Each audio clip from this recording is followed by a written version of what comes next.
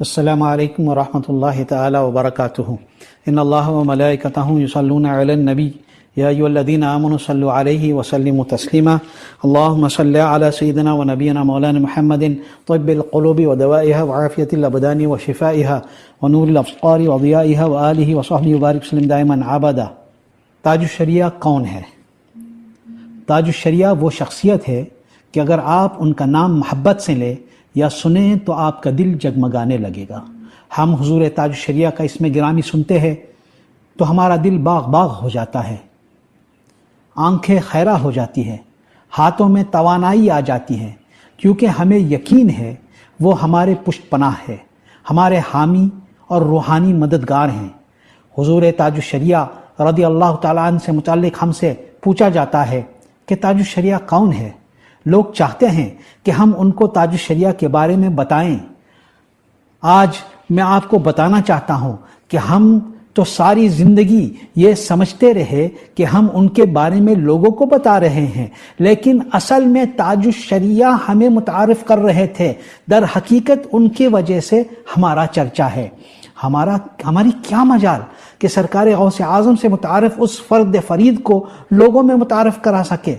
وہ تو بارگاہ خواجہ ہند سے مقبول ہے۔ ان کا چرچا تو خاتم الاکابر شاہ ابو الحسین احمد نوری کی دربار سے ہے، ان کا ذکر تو امام اہل سنت کی محفل سے ہے، ان کا ذکر حجت الاسلام شاہ حامد رضا کی مجلس سے ہے، ان کی طرف رہنمائی تو حضور مفتی اعظم ہند کی مبارک دہن سے ہے، ان کا ذکر کا اظہار مفسر اعظم شاہ ابراہیم رضا جیلانی میاں رحمۃ اللہ علیہ کی طرف سے ہے۔ یہ وہی تاج الشریعہ ہے جن کے ہم گیت گاتے ہیں۔ اپنے وقت کے عظیم محدث حافظ ملت حضرت شاہ عبدالعزیز محدث مبارک پوری رضی اللہ عنہ نے فرمایا کہ میرے مولانا اختر رضا خان سے ملاقات ہوئی جب ان کی کم عمری کا دور تھا، میں نے ان کو صاحب تقوی اور بزرگ پایا۔ یہ بات حضور حافظ ملت نے حضور محدث کبیر حضرت علامہ مولانا مفتی ضیاء المصطفیٰ العظمی مدظ اللہ النورانی سے ارشاد فرمائی کہ میں مولانا اختر رضا سے تو ملا تو ان کو بلا شبہ پرہیزگار اور برکتوں والی شخصیت پایا، اور وہ یقیناً صاحب تقوی ہے، بزرگ ہے، واقعی میں بزرگ ہے۔ سبحان اللہ۔ ہم ایک دوسرے سے پوچھتے ہیں کہ تاج الشریعہ کے بارے میں بتاؤ۔ ارے اولیاء کرام سے پوچھو اور اللہ والوں سے پوچھو۔ دیکھو حضور مفتی اعظم نے فرمایا کہ اب تم لوگوں کو اختر میاں کی طرف رجوع کرنا چاہیے، اختر میاں کو میرا قائم مقام اور جانشین سمجھو۔ اپنے وقت کے زبردست ولی حضرت مجاہد ملت رضی اللہ عنہ سے مرید کروانے کے لیے ایک عورت کو اس کا بیٹا لے کر آیا۔ حضور تاج الشریعہ بھی اس جگہ مقیم تھے۔ حضور مجاہد ملت رضی اللہ عنہ نے فرمایا کہ ایسا کس طرح ممکن ہے کہ اظہری میاں کے موجود ہوتے ہوئے میں ان کو داخل سلسلہ کر لوں؟ وہ تو خاندان اعلیٰ حضرت کے شہزادے ہیں، آپ ان سے مرید کروائیں۔ اس عورت نے مجاہد ملت ہی سے مرید ہونے پر اصرار کیا۔ پھر مجاہد ملت نے دیکھا کہ حضرت تاج الشریعہ بھی اسی مکان میں داخل ہو رہے ہیں، تو اس سے کہا کہ میں حضرت کے سامنے سے کیسے گزر جاؤں، اور پھر ایک دوسرے دروازے سے داخل مکان ہوئے۔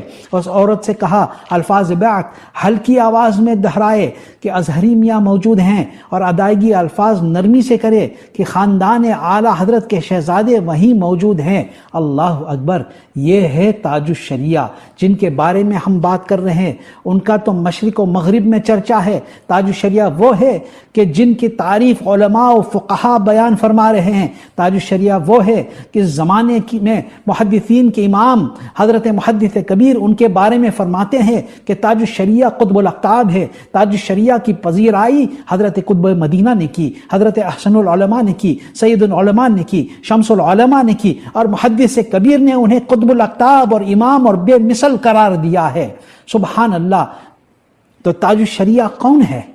تاج الشریعہ کون ہے؟ وہ قطب الاقطاب ہیں۔ تاج الشریعہ کو 54 سے زائد علوم و فنون پر دسترس حاصل تھی۔